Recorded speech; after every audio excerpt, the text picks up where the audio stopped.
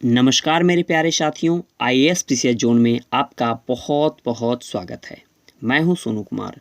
दोस्तों, आज मैं आप सबों के लिए यूपीपीएससी के द्वारा पूछे गए पिछले 6 महीनों का प्रश्न पत्र लेकर के आया हूं, जो कि माइन इंस्पेक्टर, आयुर्वेदाचार्य और यूपीपीएससी जज का है। यहाँ से बहुत सारे प्रश्न आप देखेंगे कि यूपीपीसीएस जो प्रारंभिक परीक्षा 14 मई को होने वाली है, उसमें बहुत सारे प्रश्न जो है यहाँ से डायरेक्ट उठा करके पूछ लिए जाएंगे, क्योंकि यूपीपीसीएस के द्वारा बहुत सारे प्रश्न पत्र को हमेशा रिपीट किया जाता है। तो आप इस वीडियो को बिल्कुल भी इग्नोर नहीं करेंगे और इस वीडियो को कंप्लीट देख करके ही परीक्षा देने के लिए जाएंगे। और आपको यदि इसका पीडीएफ प्राप्त करना है तो आप टेलीग्राम ग्रुप में ज्वाइन हो जाएंगे, जिसका भी लिंक डिस्क्रिप्शन में दे दिया गया है। वहाँ पे आपको इसका पीडीएफ बिल्कुल फ्री में मिल जाएगा।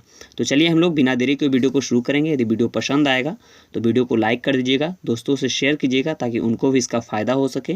और मेरे चैनल पे पहली बार आए हैं तो चैनल को भी सब्सक्राइब कर दीजिएगा, ताकि आगे आने वाला जितना भी मेरा वीडियो हो सबसे पहले आपके पास पहुँच सके। हाँ, जो उत्तर है वह बिल्कुल ऑफिशियल उत्तर यूपीपीसीएस के द्वारा ही दिया गया है। तो चलिए हम लोग शुरू करते हैं। तो पहला प्रश्न है, निम्नलिखित में से किसने कुतुबुद्दीन ऐबक को सुल्तान की पदवी प्रदान की थी? तो आपको मालूम होगा कि कुतुबुद्दीन ऐबक को सुल्तान की पदवी गयासुद्दीन मोहम्मद तुगलक ने दिया था। ठीक है, इसे आप याद रखेंगे। और मैं आपको बता दूं कुतुबुद्दीन ऐबक के बारे में, तो कुतुबुद्दीन ऐबक जो है वह गुलाम वंश का स्थापना कब?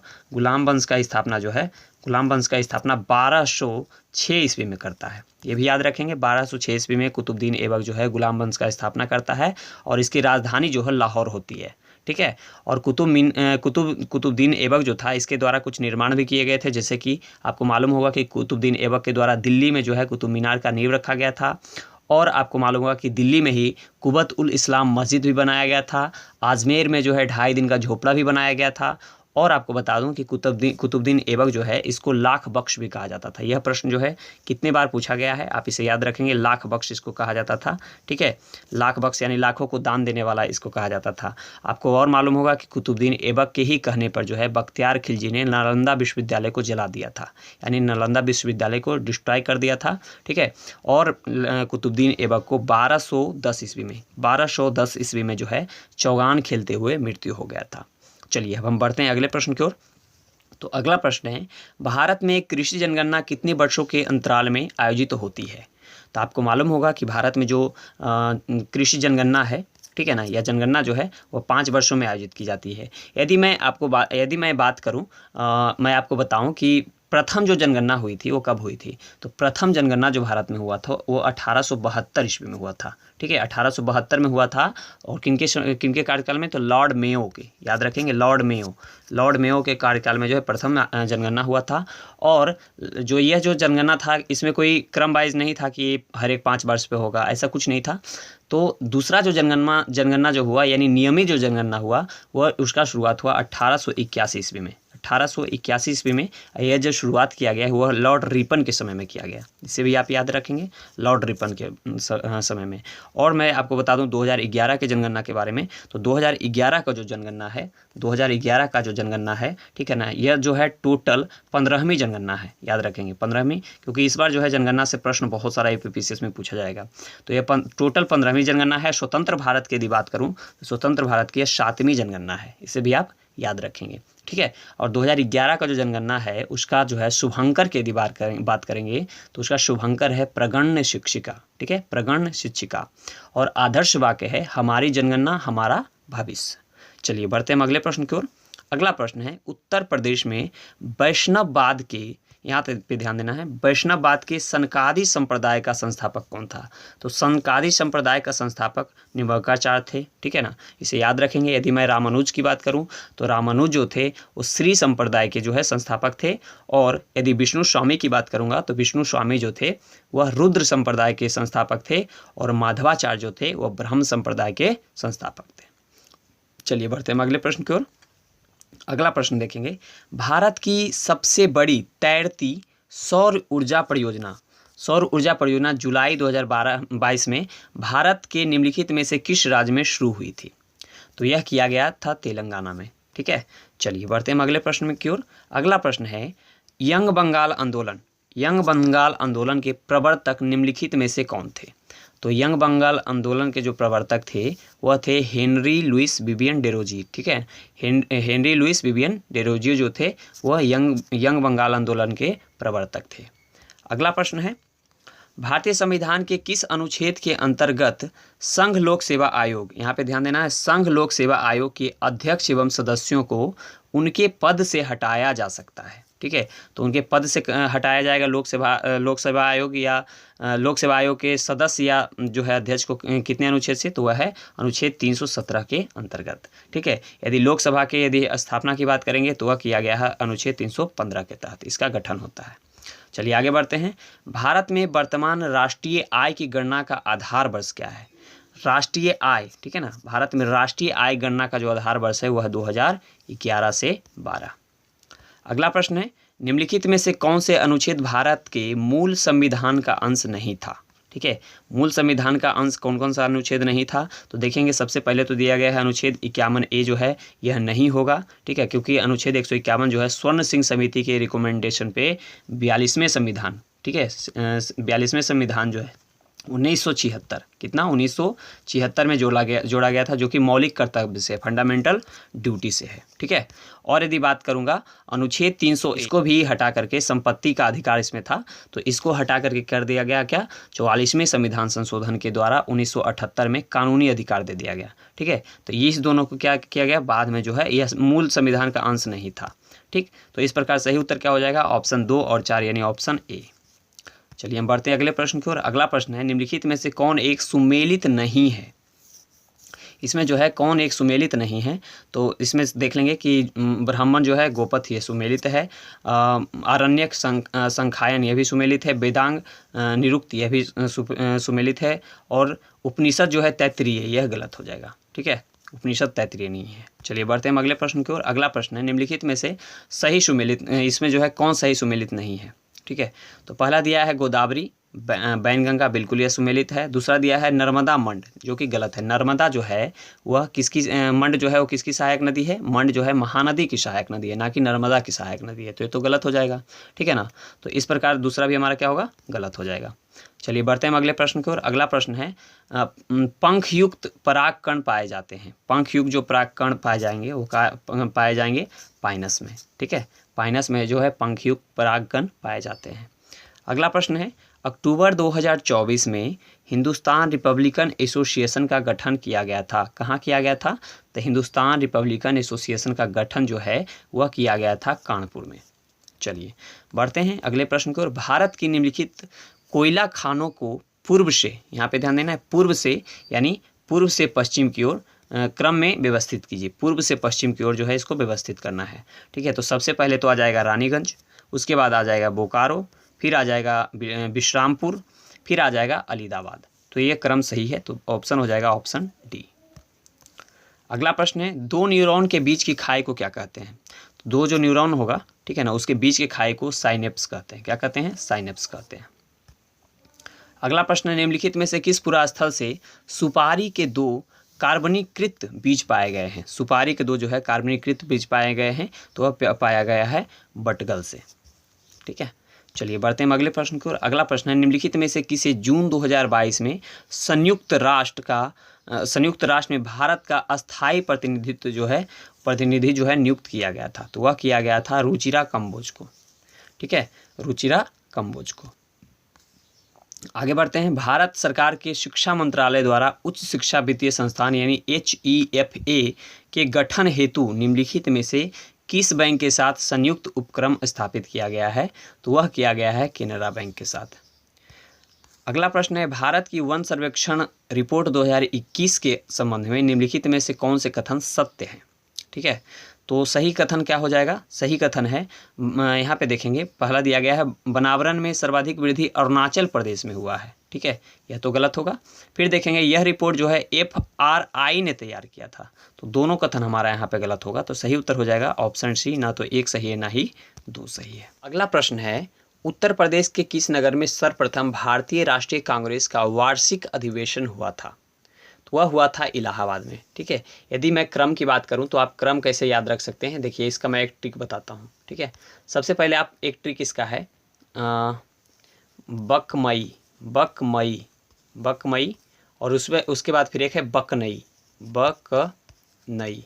इस ट्रिक को मैं बताता हूँ याद रखने का तरीका। देखिए, पहला जो अधिवेशन हुआ था वो हुआ था बम्बई में। ब से बम्बई हो गया, क से होता है कलकत्ता, ठीक है। तो पहला अधिवेशन बम्बई, दूसरा कलकत्ता, और तीसरा होता है म से होता है मद्रास। याद रखेंगे, ब क म ई से हुआ इलाहाबाद, चौथा होता है इलाहाबाद में, ठीक है।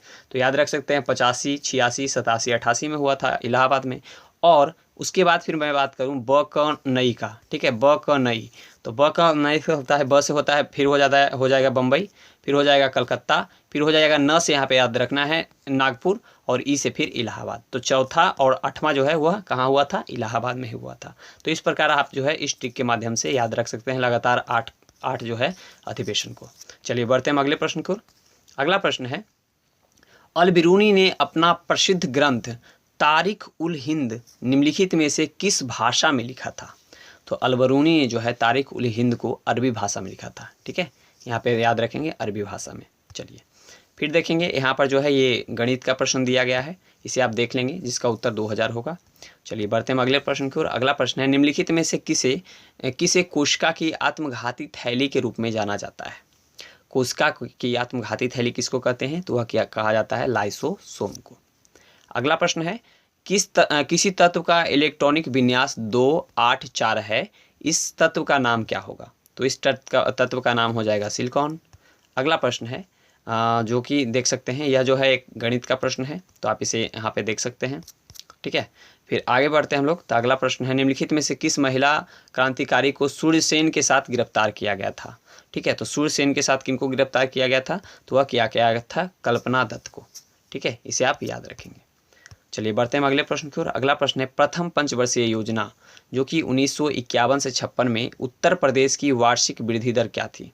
ठीक है, प्रथम पंचवर्षीय जो योजना था उसमें उत्तर प्रदेश की वार्षिक वृद्धि दर कितनी थी? तो वह थी 2%। आगे बढ़ते हैं। तो निम्नलिखित राज्यों में से किसमें अनुसूचित जनजाति के प्रशासन हेतु छठी अनुसूची के प्रावधानों को लागू नहीं किया गया है? ठीक है, तो छठी अनुसूची में किसको लागू किया गया है? तो वह किया गया है, यहाँ पे आप याद रख सकते हैं ATMM। ए से हो जाता है असम, ठीक है, टी से हो जाएगा त्रिपुरा, एम से हो जाएगा मेघालय और मिजोरम, ठीक है। असम, त्रिपुरा, मेघालय और मिजोरम को जो है इसमें रखा जाता है, तो नागालैंड उसमें शामिल नहीं होगा। चलिए बढ़ते हैं आगे अगले प्रश्न की ओर। अगला प्रश्न है, सामूहिक उत्तरदायित्व के सिद्धांत का प्रतिपादन भारतीय संविधान के किस अनुच्छेद में जो है संहिताबद्ध किया गया है? ठीक है, सामूहिक उत्तरदायित्व को जो है वह किया गया है अनुच्छेद 75 क्लॉज 3 के अंतर्गत। आगे बढ़ते हैं हम लोग। राष्ट्रीय पंचांग कब स्वीकार किया गया था? जो राष्ट्रीय पंचांग है उसको कब स्वीकार किया गया था? तो उसको किया गया था 22 मार्च 1957 ईस्वी को। अगला प्रश्न है, रिसर्पिन जो दवा है वह निकाली जाती है, तो वह किससे निकाली जाती है? रिसर्पिन दवा तो वह निकाली जाती है सर्पगंधा से, याद रखेंगे। चलिए आगे बढ़ते हैं। आगे है, नल सरोवर पक्षी अभयारण्य कहाँ स्थित है? तो नल सरोवर गुजरात में है। मौर्य काल में सदैव राजा के पास रहने वाले विश्व परीक्षक वैद्य को निम्नलिखित में से क्या कहा जाता था? जो मौर्य काल में जो है राजा के पास रहने वाला विश्व परीक्षक वैद्य होता था, जो कि उनके खाना को पहले वो चखता था, उसको जो है क्या कहा जाता था? वह कहा जाता था जांगलीविद। याद रखेंगे, कौन सा? जांगलीविद। चलिए आगे बढ़ते हैं। सितंबर 2022 में निम्नलिखित में से कौन भारतीय हॉकी फेडरेशन का निर्विरोध अध्यक्ष चुना गया? तो वह है दिलीप तिर्के, ठीक है। चलिए बढ़ते हैं आगे। किस राज्य में आय अधिक है परंतु मानवीय विकास निम्न है? तो वह कौन सा राज्य है जहाँ की आय जो है वह अधिक है परंतु मानवीय विकास जो है वह कम है? तो वह है हरियाणा का। आगे बढ़ते हैं। निम्नलिखित में से किसे भारत का 16वां महान न्यायवादी नियुक्त किया गया था? तो 16वां महान न्यायवादी किन्हें नियुक्त किया गया था? आर वेंकट रमणी को। चलिए अगला प्रश्न है, निम्नलिखित में से कौन सा एक मानव विकास के 4 स्तंभों में से नहीं है? मानव विकास के जो 4 स्तंभ है उनमें से एक नहीं है। कौन सा नहीं है? तो वह नहीं हो जाएगा परिवार का प्रकार, ठीक है। उस परिवार का प्रकार से वहाँ कोई मतलब नहीं है, बाद बाकी सशक्तिकरण, समता, स्थायित्व ये सब उसमें शामिल होंगे। अगला प्रश्न है, भारत में प्रथम इस्लामिक साम्राज्य स्थापित करने का श्रेय किसे दिया जाता है? ठीक है, इस्लामिक साम्राज्य स्थापित करने का श्रेय वह दिया जाता है घोर के मोहम्मद को, ठीक है, घोर के मोहम्मद को। आगे बढ़ते हैं। पर्यावरण अखंडता और सामुदायिक स्वास्थ्य प्रारूप का प्रस्ताव किसने दिया? तो वह दिया था रेडमैन ने। अगला प्रश्न है, भारत के प्रधानमंत्री को भारत के प्रधानमंत्री को डॉट करता है? ठीक है, भारत के मतलब जो माफ़ कीजिएगा, भारत के प्रधानमंत्री को राष्ट्रपति जो है क्या करते हैं? नामांकित करते हैं, निर्वाचित करते हैं या चयनित करते हैं। तो भारत के जो प्रधानमंत्री होते हैं वह राष्ट्रपति उनको नियुक्त करते हैं। इस शब्द को याद रखेंगे, नियुक्त करते हैं। अगला प्रश्न है, निम्नलिखित में से कौन सा युग्म जो कि देश राजधानी सही सुमेलित नहीं है? तो सूरीनाम जो यहाँ पे दे दिया गया है उसका राजधानी दे दिया गया है जॉर्ज टाउन, जो कि बिल्कुल गलत होगा। बाद बाकी आप देख लेंगे, पराग्वे का एसुनसियोन, ठीक है, और पेरू का लीमा और फिजी का युवा, ये जो है बिल्कुल सही है, ये गलत होगा। चलिए अगले प्रश्न की ओर बढ़ते हैं। अगला प्रश्न है, निम्नलिखित में से कौन सा एक पर्यावरणीय क्षरण का कारण नहीं है? पर्यावरण क्षरणीय का कारण कौन सा नहीं होगा? तो सहज रहन सहन का प्रतिरूप जो है उससे उसको कोई मतलब नहीं है। बाद बाकी बढ़ती हुई कॉर्पोरेट शक्ति, प्रयोग तथा फेंको का प्रारूप, नगरीकरण, ये सबसे संबंधित है। अगला प्रश्न है, सिपरी ईयरबुक 2022 के अनुसार किस देश के पास सर्वाधिक परमाणु हथियार हैं? तो सर्वाधिक परमाणु हथियार हैं रूस के पास, याद रखेंगे। चलिए अगला प्रश्न है, निम्नलिखित में से कौन सा एक अधात्विक खनिज नहीं है? अधात्विक खनिज कौन सा नहीं है? तो वह है एपेटाइट। ठीक है, एपेटाइट जो है अधात्विक खनिज नहीं है। अगला प्रश्न है, स्वांते पावो जिन्हें चिकित्सा में 2022 का नोबेल पुरस्कार दिया गया था वह किस देश के हैं? तो स्वांते पावो जो है वह स्वीडन के हैं। ठीक है, आप याद रखेंगे कि जितने भी नोबेल दिया गया है आप एक बार उसे जरूर देख करके जाएंगे, क्योंकि यहाँ से 1 से 2 प्रश्न पूछा जाता है। तो यह टॉपिक तो बहुत ज़्यादा महत्वपूर्ण है। चलिए बढ़ते हैं आगे। निम्नलिखित में से कौन सा एक युग्म जो कि जनजाति राज्य सही सुमेलित नहीं है? ठीक है, जो कि जनजाति का निवास स्थान से जो है सही सुमेलित नहीं है। तो पहला दे दिया है बुक्सा, बुक्सा केरल दे दिया है, यह गलत हो जाएगा। ठीक है, थारू उत्तर प्रदेश का है, मुंडा झारखंड का है, गद्दी जो है हिमाचल प्रदेश का है, यह बिल्कुल सही हो जाएगा। बुक्सा यहाँ केरल का नहीं होगा। चलिए आगे बढ़ते हैं। आगे जो है देखेंगे, लखनऊ उत्सव जिसे अब लखनऊ महोत्सव कहा जाता है कब प्रारंभ किया गया था? लखनऊ उत्सव, ठीक है, जिसे अब लखनऊ महोत्सव कहा जाता है। तो इसको जो है इसको शुरुआत किया गया था 1975 से 76 में। ठीक है, अगला प्रश्न है, निम्नलिखित में से किसने सर्वप्रथम इकोसिस्टम शब्द दिया था? तो इकोसिस्टम जो शब्द है इसको दिया था टेंसले महोदय ने। टेंसले महोदय ने जो है इकोसिस्टम शब्द को दिया था। अगला प्रश्न है, भूमध्य सागर का प्रकाश स्तंभ किस ज्वालामुखी को कहा जाता है? तो भूमध्य सागर का प्रकाश स्तंभ जो है वह कहा जाता है स्टोम्बोली को। ठीक है, स्टोम्बोली को। अगला प्रश्न है, एक फल जिसमें सर्वाधिक लौह तत्व पाया जाता है वो कौन सा फल है? तो वह है करौंदा। अगला प्रश्न है, हड़प्पा सभ्यता का निम्नलिखित में से कौन सा पुरा स्थल जो है उत्तर प्रदेश में अवस्थित है? तो वह है लुहास। क्या है? लुहास। अगला प्रश्न है, भोजन के संग्रहित करने के डिब्बे की इलेक्ट्रोप्लेटिंग में किस धातु का उपयोग किया जाता है? तो वह किया जाता है SN का। चलिए अगला प्रश्न है, सुगम्य भारत अभियान किससे संबंधित है? सुगम भारत अभियान जो है वह दिव्यांगजन से संबंधित है। अगला प्रश्न है, भारत के किस राज्य का संघ राज्य क्षेत्र में 20 नवंबर 2022 तक सबसे अधिक बार राष्ट्रपति शासन लग चुका है? तो सबसे अधिक बार राष्ट्रपति शासन लगाया गया है मणिपुर में। अगला प्रश्न है, किस वर्ष भारतीय रुपये का एक ही माह में 2 बार अवमूल्यन किया गया था? तो वह किया गया था वर्ष 1991 में। कब किया गया था? 91 में। अगला प्रश्न है, निम्नलिखित में से कौन अंतर्राष्ट्रीय न्यायालय के वर्तमान उपाध्यक्ष हैं? तो वह है किरीन गेबोर्गियन, याद रखेंगे। चलिए अगला प्रश्न है, भगवत गीता मूलतः महाभारत के किस पर्व का अंश है? तो वह है भीष्म पर्व का। किसका है? भीष्म पर्व का। अगला प्रश्न है, निम्नलिखित में से कौन सा उद्योग सेवा क्षेत्र उद्योग नहीं है? ठीक है, तो वह है पेट्रोलियम परिशोधन। पेट्रोलियम परिशोधन जो है वो आ जाएगा किस में? वो आ जाएगा द्वितीयक क्षेत्र में। अगला प्रश्न है, स्त्री अशिष्ट प्रस्तुतिकरण निषेध अधिनियम 1986 के अंतर्गत दूसरी बार दोष सिद्ध के लिए कितने दंड की व्यवस्था है? तो वह है कम से कम 6 माह से 5 वर्ष तक की कैद और कम से कम जो है 10,000 से 1 लाख तक का जुर्माना। अगला प्रश्न है, यहाँ जो है एक सूची 1 को सूची 2 से यहाँ पे सुमेलित करना है। चलिए सबसे पहले देखेंगे, ध्रुवीय पृथ्वी कक्षा जो है कितनी ऊंचाई पे है? तो ध्रुवीय जो पृथ्वी कक्षा है वह है 500 से 2000 किलोमीटर। ठीक है, फिर देखेंगे पार्किंग कक्षा। तो पार्किंग कक्षा जो होता है वह होता है 35,785 किलोमीटर पे है। फिर देखेंगे सन सिंक्रोनस कक्षा, तो सन सिंक्रोनस जो कक्षा होता है वह होता है 35,800 किलोमीटर की ऊंचाई पे। और फिर जो है यहाँ पे देखेंगे, फिर देखेंगे जियो सिंक्रोनस, तो जो है जियो सिंक्रोनस होगा वह हो जाएगा 700 से 800 किलोमीटर के बीच में। ठीक है, तो सही मिलान हो जाएगा ऑप्शन सी। अगला प्रश्न है, निम्नलिखित में से कौन सा एक सही सुमेलित नहीं है। ठीक है, कौन सा जो है इसमें एक सही सुमेलित नहीं है, तो वह है सर्रेख जो है पैदल सेना का प्रमुख होता है, यह गलत है। बाद बाकी सदका दान देने वाला, फिर मुकद्दम ग्राम का मुखिया, और बरीक संदेह वाहक, यह बिल्कुल सही था, बरीद। चलिए अगले प्रश्न की ओर बढ़ते हैं। अगला प्रश्न है, लैंगिक अपराधों के से बालकों का संरक्षण अधिनियम के अंतर्गत बच्चा कौन है। ठीक है, तो बच्चा किसको कहते हैं, जो 18 वर्ष की आयु से कम का हो। अगला प्रश्न है, वैश्विक भूख सूचकांक स्कोर को मापने के लिए निम्नलिखित में से कौन सा सूचकांक सही नहीं है। तो कौन सा सूचकांक जो है सही नहीं है, तो है शिशु मृत्यु दर। बाद बाकी अल्पोषण, बाल अपक्षय, बच्चों का अल्प विकास, ये सब उसमें शामिल होता है। अगला प्रश्न है, निम्नलिखित में से किस समिति द्वारा भारत में गरीबी की आकलन हेतु पहली बार स्वास्थ्य एवं शिक्षा पर होने वाले निजी व्यय को भी शामिल किया गया है। तो वह है तेंदुलकर समिति की सिफारिश पर। अगला प्रश्न है, दहेज निषेध अधिनियम 1961 कब से लागू हुआ। तो वह किया गया 1 जुलाई 1961 से। अगला प्रश्न है, 15वें वित्त आयोग की सिफारिशें निम्नलिखित में से किस काल के लिए है। ठीक है, 15वें वित्त आयोग के सिफारिश, तो वह है 2021 से 22 से 2025-26 तक के लिए। अगला प्रश्न है, भारत का पहला स्वदेश में विकसित रिमोट सेंसिंग उपग्रह किसके माध्यम से प्रक्षेपित किया गया है। तो वह किया गया है बाइकोनोर के माध्यम से।